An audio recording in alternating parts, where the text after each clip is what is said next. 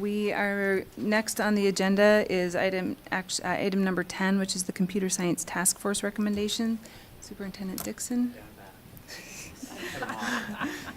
Thanks for that. I got them off till lunch.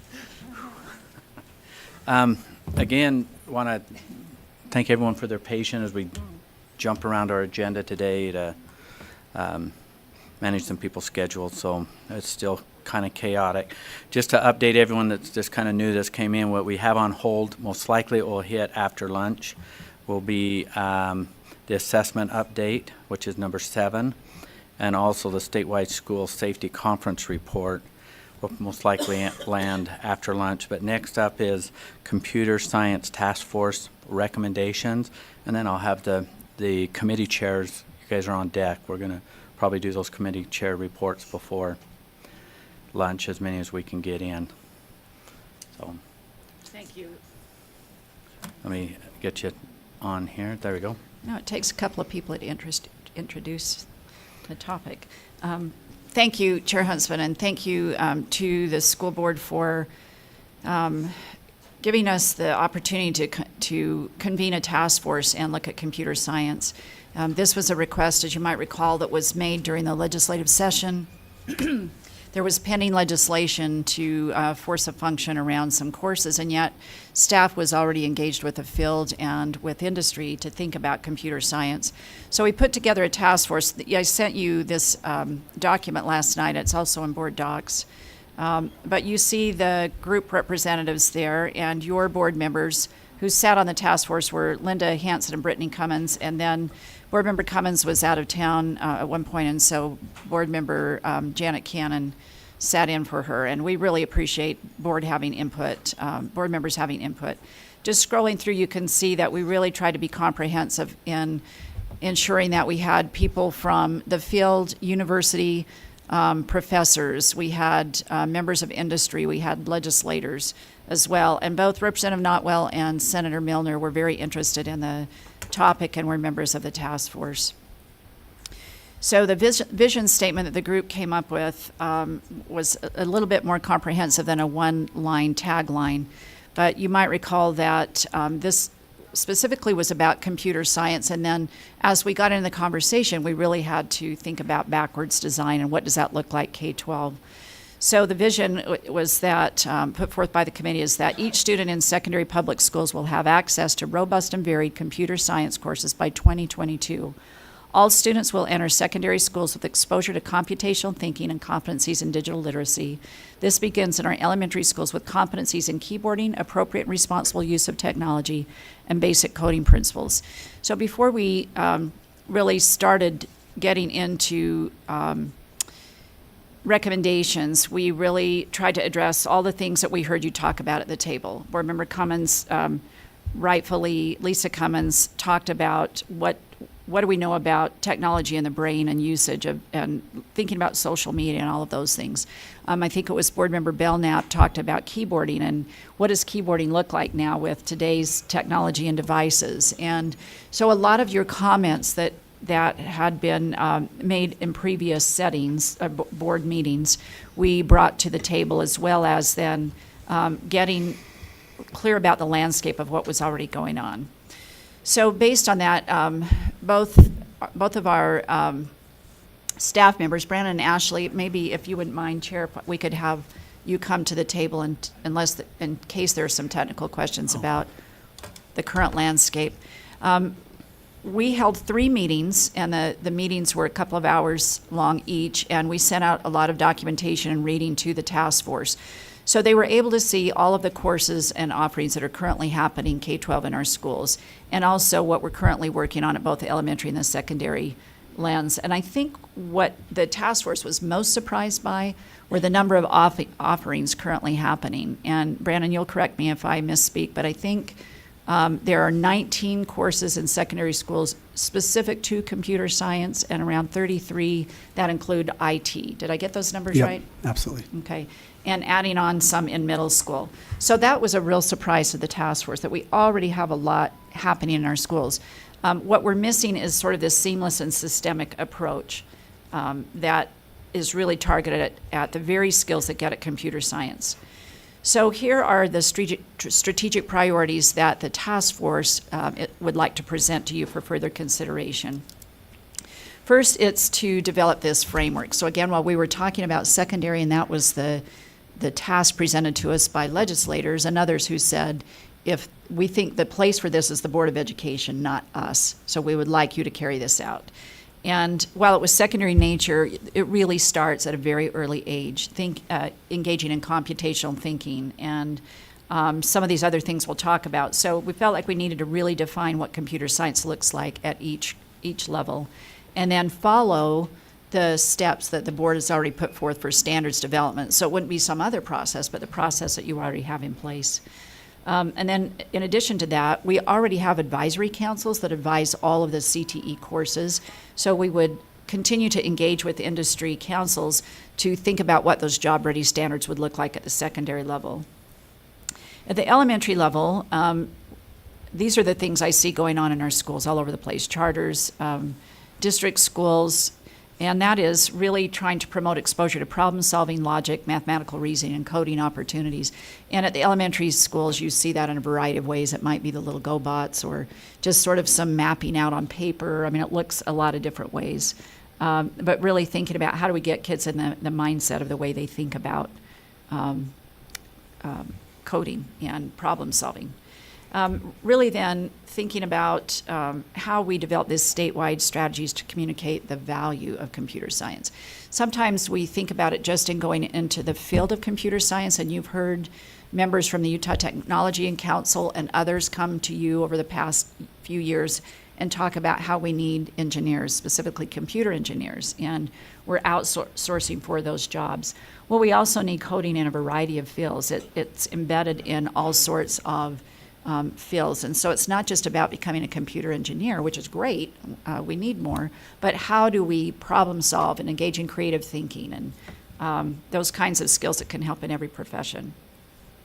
We also, beyond the statewide strategy, then we have to think about our, oops, I did not bring up the right version of this, sorry.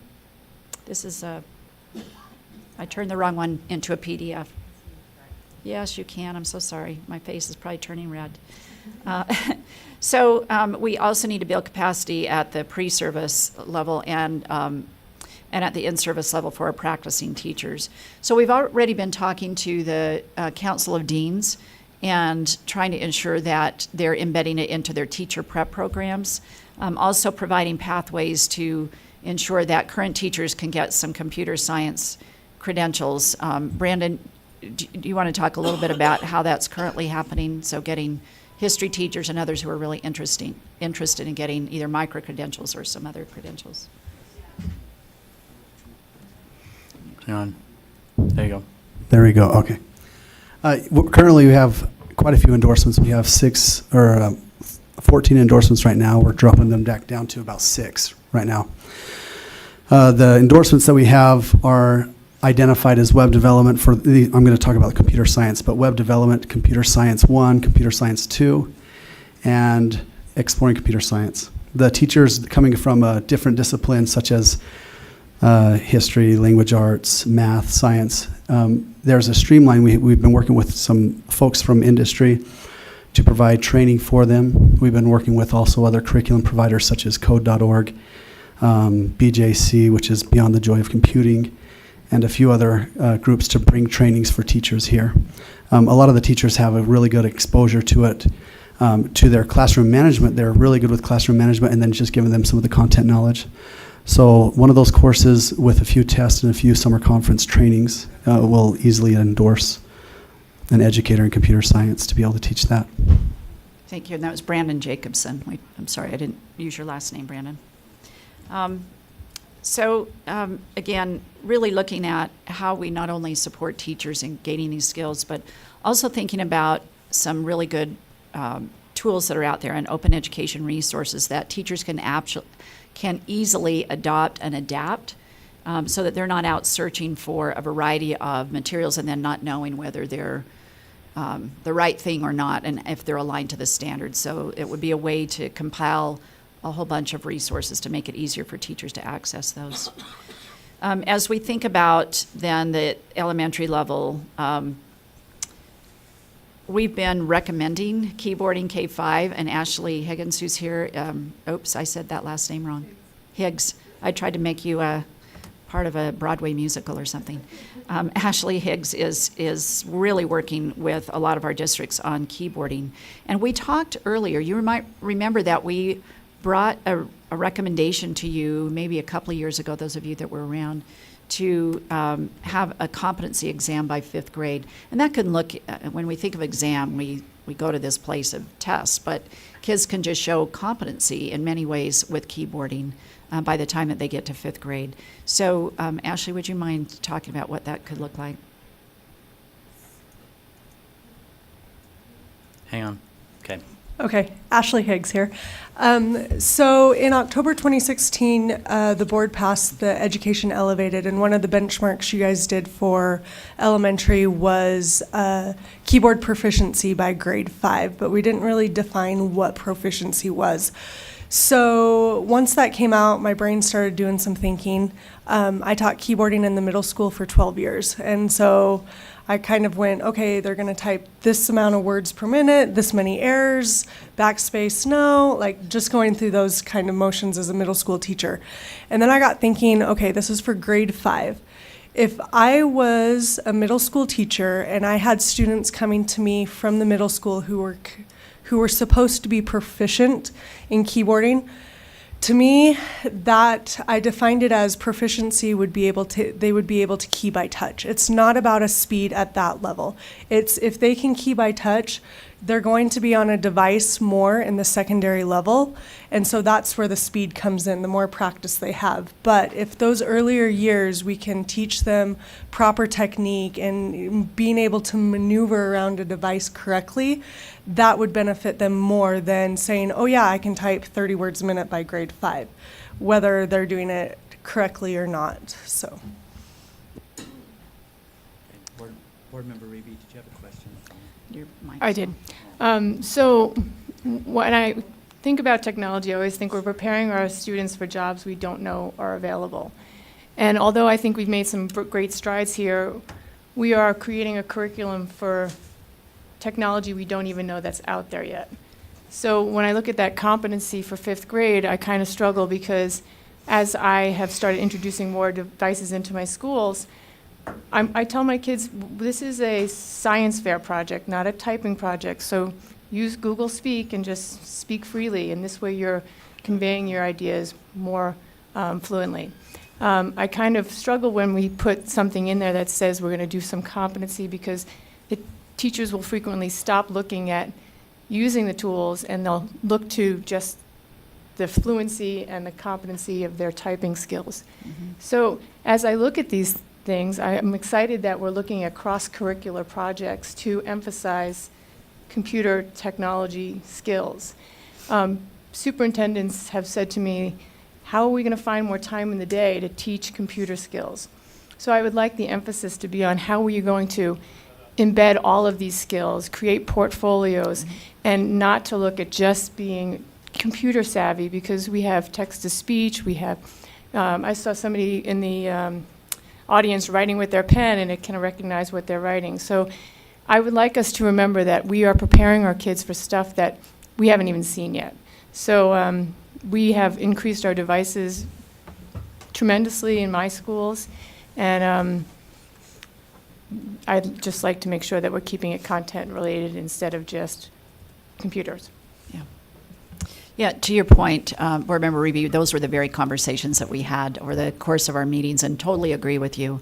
And I think that Ashley had some really good ideas and suggestions about what she has seen in schools, and that very thing about everybody is hunkering down on trying to get lab time for keyboarding, and that's the opposite of what we're trying to do. And it's really about the thinking and production behaviors at the elementary levels. So again, going back to creative thinking and problem solving and logical steps and all of those kinds of things. Keyboarding, however, we feel is an important element of that, and that's why rather than I even hesitate to put the word exam on there, because what does that look like? It might be for some kids voice to text. I mean, voice to text, but at the same time, I have learned the hard way that when you're using voice to text, before you hit the send button, it's really important to proofread.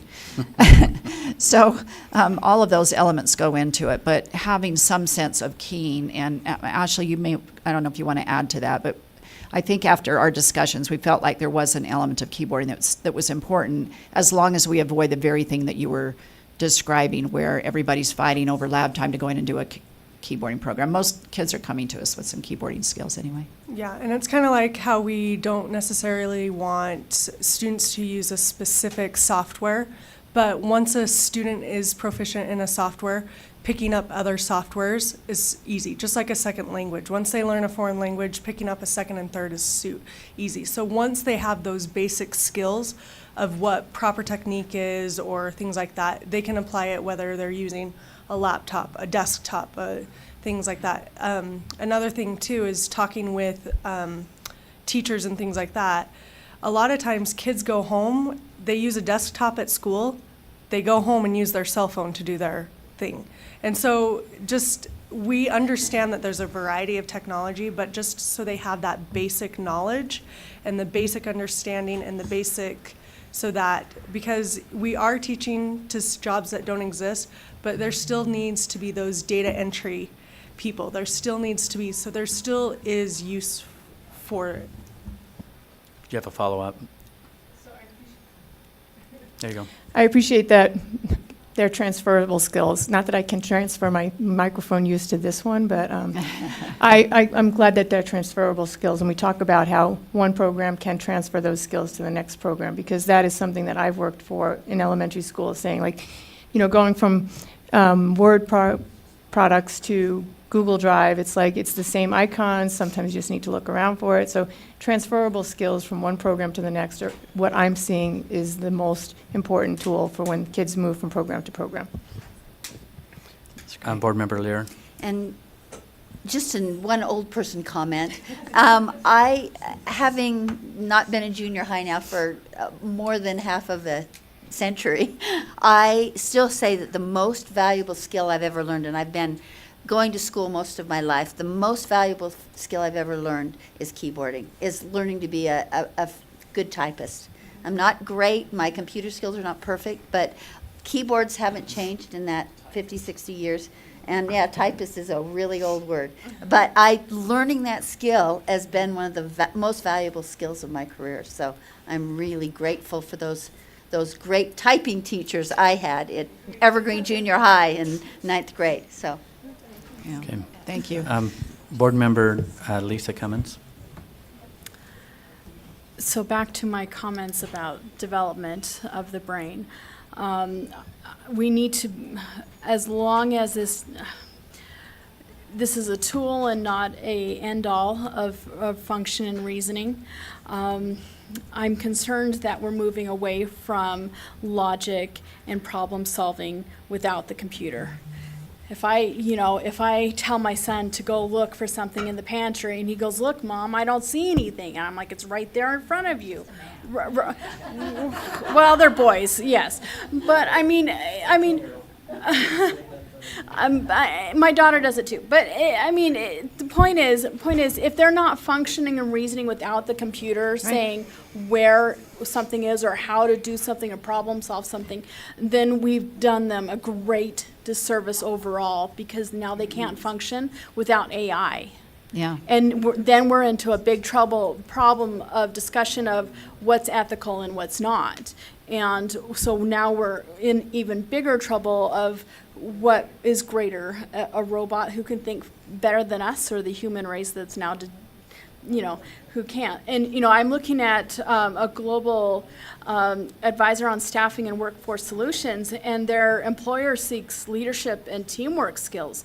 Leadership is 80% of their what they're looking for. Ability to work on a team, communication skills in a written form, handwriting, the cognitive building and the physiological building of neurons there is important. Problem-solving skills, communication skills verbally, strong work ethics, initiative? Are they self-propelling? I mean, are we teaching our kids at this young age what that means to be long learners, as opposed to problem solve and keyboarding on the computer? And so I just want to make extreme caution that we don't overlook the basic foundations of yesterday in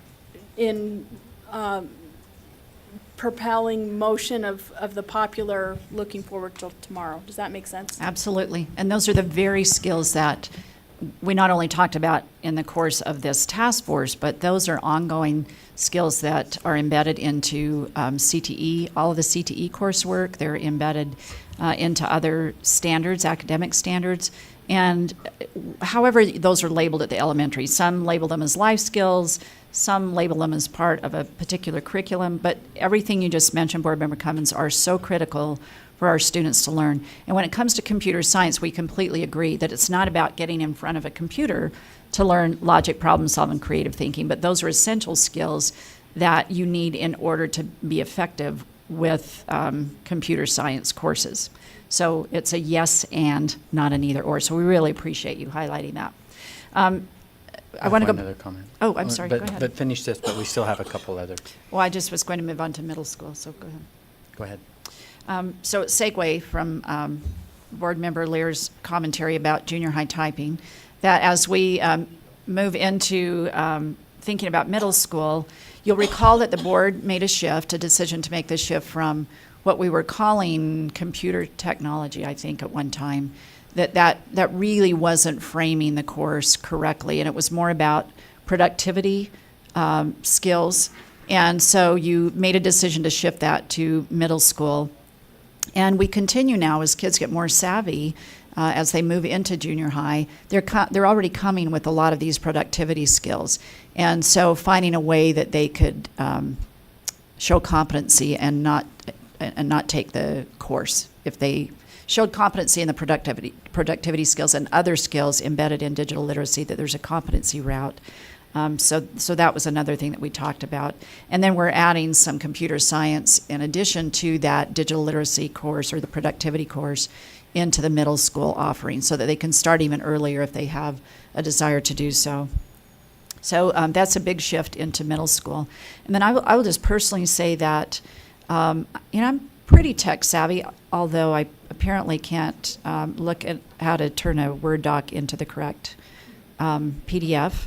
But other than that, I'm usually pretty savvy, and I have been finding through some productivity training that I've been receiving, some coaching, that there are a lot of tips embedded into Microsoft and other products that can really help us free up time to be face-to-face with our family and to have time outside the office. And I'm proud to say that I've been cutting out 2 hours of time I would normally be spending on that by the tools and tips that I've learned from my coach in Productive Power. And there are about 280 tips and tricks within some of the products that our kids are learning and that we're all being exposed to. And so our staff is going through this training and knowing that there are some really great tools embedded in a lot of what we use in our schools that can help us save time and spend more time with our loved ones, which is always a good goal. And having real face-to-face conversations, like Board Member Cummins said, instead of always being tuned into a computer. All right, so do you want me to stop for questions? You can kind of see, again, that computational thinking that we just talked about and making that part of an integral part of elementary education. So that's analyzing and decomposing problems and identifying patterns, and that's that red part that got embedded in that you see there. And we already mentioned, I already mentioned the computer courses that Brandon has been working on. So we've identified that we already have a lot of courses, and what are the best options for students to access those courses? That's a big issue. If I am in Tintic or out at West Desert High, or I'm at Daggett High School, or I'm at an elementary in San Juan, do I have access to the same things that my peers have along the Wasatch Front? And I know that's a passion and a mission of the board. So this is true with computer science as well. We had some really good suggestions from our industry partners who were at the table to talk about delivery and coursework that would help make sure that every student has access. And that could be in an online, a blended, or a face-to-face. So Brandon and Ashley continue to work on all those ways to support schools out in the field. So those are the requirements of or the requests rather, of the task force to the board, that you would have staff continue to work with our partners to move forward on these recommendations. And the big lift for the board, I think, would be the standards development, that K-12 framework. And if I may, Chair Huntsman, just ask if Board Member Cannon or Board Member Brittany Cummins want to weigh in, since they were your board members on the task force.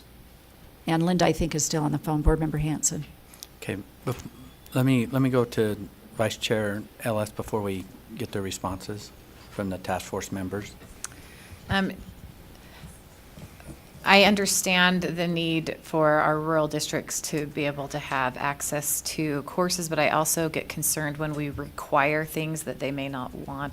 And so did you discuss that element of how you balance providing access without, because I mean, I'm just looking at all the course requirements, and there's only so many hours in a day, so many months in a year, and we can't unfortunately do everything. And so it's not that I think one thing is less or more important. It's just, balance and local control so that they can choose what is important and a need in their area. Yeah, I think that's a really important concept, because when we initially started the conversation with members of the legislature who were very interested, the term, and it was also an industry partner who was really pushing the term of require, and we were adamant that we said the board already has requirements in place for computer science, digital literacy, and we would submit that we ensure that every student has access.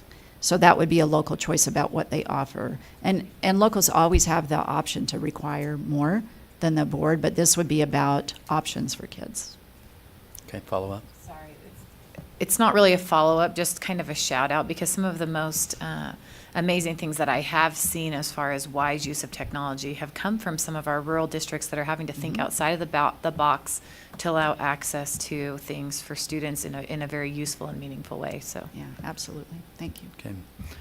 Let's go with Board Member Cannon, who was on the task force. Oh, we'll try it again. There you go. I'm live. It was such an exciting meeting to attend. I only got to attend one of them, but it was done differently than any other meeting I had attended. And everyone hooks in, and you have these big screens here, and everyone can see the questions and so forth. But they had something I'd never seen before called a parking lot. So as the discussions are going forward, if you have some great idea about something that was discussed earlier or something and it finally came to you, you can put that in and capture that as part of the discussion. So it allows for so much more input than from everyone than you would have time to get in just a regular meeting scenario. And I thought the way that the meeting I attended was run was excellent. It was cutting edge technology, and I was so grateful to get to be a part of it. Thank you. Vice Chair Brittany Cummings. The only thing that I would add as far as the task force was the emphasis on the difference between tools and technology and the use of technology, and focusing on a K-12 framework that gets students prepared for logical thinking, computational thinking, as they decide, amongst the different options as they progress through the system, that they're prepared to create with technology, not just consume it. And we are very much a consumer society, and we don't focus on that creative side of ourselves, and how do we build, how do we create, how do we become a part of something. And so when Board Member Reby talks about jobs that we haven't even conceived yet, that's exactly what this looks at, is how do we use those skills that don't necessarily have to be developed in front of a computer, They can be developed through other logical and algorithmic exercises that students can participate at the elementary level, but it prepares them to be and to take part in that creation of technology and creation through technology as they progress through choices that they have. And so it's a really exciting conversation. Okay, but are you getting close to wrapping up, Superintendent? But Wait. Linda's on. Linda, Linda, you're on. Yeah, don't forget me. We're not. So I wanted to add that I think that some people, when we talked about this task force, thought it was more about let's move more kids into STEM. Let's get them into more computer jobs. We hear all the time that we have all these jobs that we can't fill, and that's not what it was about. It was more about the fact that all jobs are going to have some computer element to them eventually, and embedding computers and technology into our school system so we don't necessarily have to have separate classes for all of them, but just embedding it so that kids are able to have those experiences. So when they go out, whatever job they have, they'll be able to be prepared for it. Okay, thank you. And we need you to crank up your volume a little bit. I'm straining, but I'm getting it. But it's interesting to look at the board members as they're trying to really make their ears tune in. I'm sorry. Every word. So is that better? Did you hear what I said? I think we got it all. So Okay. So thank you. I just want to comment real quick on this task force. I appreciate all the work that was done. Their objective was to come back with recommendations to the board that basically that we accept, but then all of these recommendations will be moved into other things, other parts of public education. But I did have one question or a little bit of a concern as I was looking into this, and I liked everything I saw, but then I thought on the equity side, one of the challenges, especially on the K through 5 portion of it, this just comes from my limited experience of being in an elementary school part of one day a week. There's the haves and the have-nots that I see with in the K through 5, and that's those that have access to devices, different devices, and those that don't. And it seems like those that do have a huge advantage when somebody, well, for an example, I'm with one of my readers and he's in really early, and I'm trying to find something on my phone, and he grabs my phone and finds it for me. I go, oh, okay. But the superintendent talked about tips and tricks and that, and I'm not sure if that's the new terminology of things, but somehow in our process as we are looking at whatever it is and we're defining it, we need to be able to incorporate that, because our students are going to get ahead of our teachers in a big way. But we have to be able to recognize those, and in a lot of cases, share those instead of just staying in the hard foundation of start here, click here, whatever.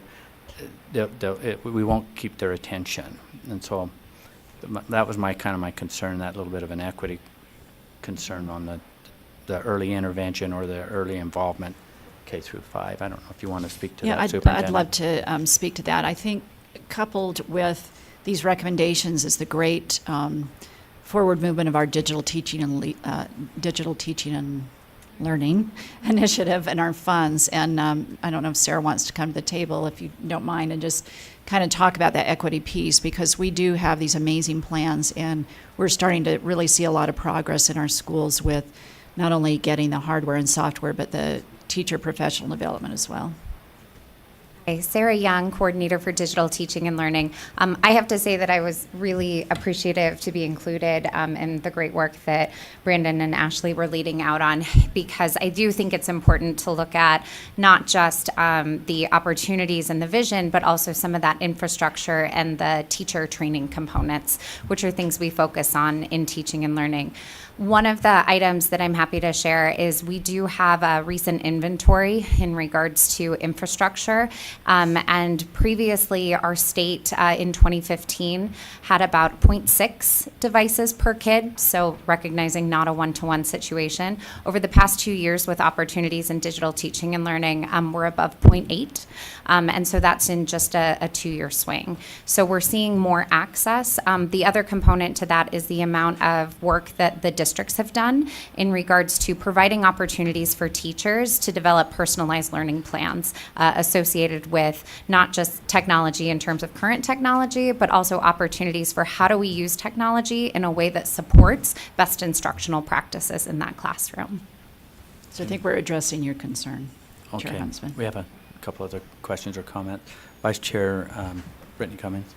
And I would like to add to that concern, or speak to that concern as well, the fact that in the K-5 realm, my understanding of the development of those standards wouldn't necessarily include specific programs, right? Programs change, computer languages change, programming languages change. So the idea in that K-5 realm is to actually just be used skills, computational skills, logic skills, algorithmic skills, which don't necessarily need a tool. And so the equity would actually be increased as all students are being prepared for access later. And they're skills that are beneficial across, not just in computer science. It's beneficial when you're looking for something in the pantry, as Board Member Cummins talked about.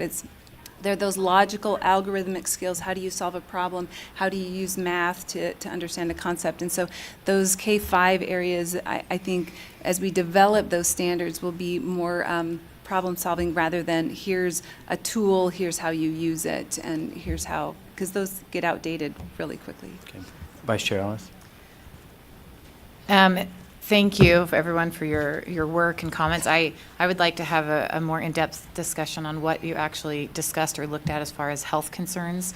Where I just continually see more and more reports of pediatricians and the medical field being really concerned about the health effects on an overuse of technology. I'd also just like to hope that we all recognize that the use of technology doesn't equate to computer science, and so making sure that that's continually addresses, which I heard you talk about. But I also want to talk a little bit about equity. And our state has a firm motto that education is a primary right and responsibility of parents. And so I have a concern that not all parents are wanting this route of education for their children. Some people want to have a more holistic approach to education.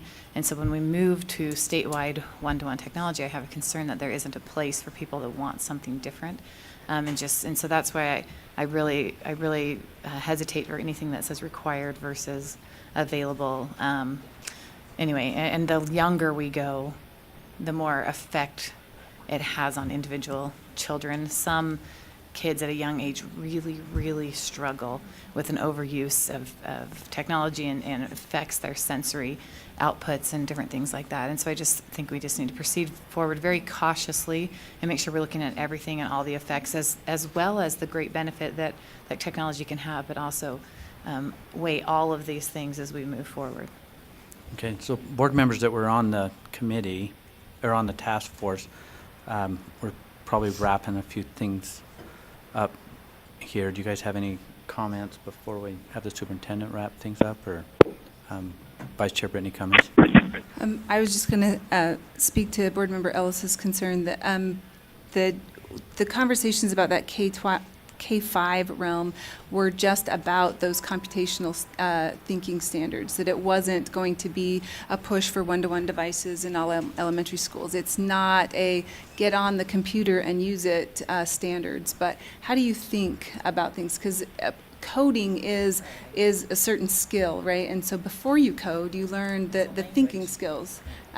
And so it's how do you think in that manner? And so there wasn't it's not a push to get these K-5 students on a computer, but it's how do we set standards in regard to the skills that could open up that access to them as they progress. Okay. Superintendent? That was what I was, are you, sorry, Okay, can Linda. you hear me, Mark? That's what I was going to say too. Nowhere do we talk actually about one-to-one devices. We talked about getting the kids the skills that they need in order to progress. So in any occupation they might have. Board Member Reby? So as I was a part of Lego League and Code.org, a lot of our lessons had nothing to do with computers at all. It was all about problem solving. And Lego League, we saw the group that won and created that fan, which really had nothing to do with computers at all. So I do appreciate that we're looking to problem solving and technology and having that be not the main point, but a component of the whole thinking. Superintendent? Well, that completes our report, and I guess we would seek a motion that the board adopt the recommendations of the task force, recognizing that there's a lot of work to be done, delving more into your requests for looking at the social emotional part of it, but as well as thinking about the framework for computer science specifically. So the board will have a big hand in this moving forward, but we needed a starting place, so we would ask and seek your approval of moving forward on these recommendations. So we have a motion to, I hang can't on make one the sec. motion. Let me just put this back Okay. out there. This That's task right, you didn't force, second. one of the purposes here to bring this forward to us, but we're at a point to accept the task force recommendations. So once we accept them, then we start implementing and working. We roll our sleeves up and go to work on the superintendent side, and then we have this awareness also as we do the things on our side of the table. So I'm seeking a motion to accept the task force recommendations. Do we have a second? And we have a second. Any further discussion, Vice Chair Ellis? I just wanted to make sure it's noted. Now we're getting echoes. I just echo Board Member Reeby's concerns about the keyboarding and the competency exam portion by fifth grade. Is that what you said? I don't want to misspeak on what you were, but that would be my concern. Maybe I misunderstood what your concern was. But anyway. Okay. Board Member Reeby? No, I appreciate the clarification of how we can use competency in many different levels. So I'm more okay with it instead of just being a keyboarding thing. So now I better understand how many different ways we can assess that. So thank you. Okay, the motion before the board is to accept the task force recommendations. Seeing no additional discussion, let's vote on it. All in favor say aye. Those opposed? Voting was unanimous. Thank you. If I could just give a shout out to staff, Brandon and Ashley and their supervisors in CTE. You guys are amazing, and thank you for your great leadership statewide. Thanks.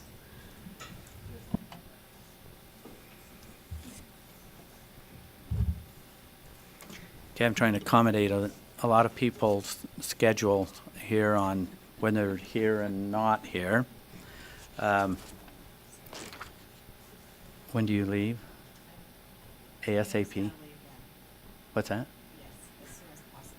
As soon as? You're going to leave at noon? Okay. Well, I think.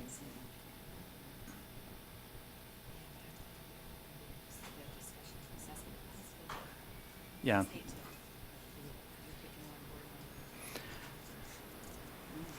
I'm not. No. Well, I thought that board member, she said, it looked like she'd be back in a half hour, and that was a half hour ago. What's that? Okay.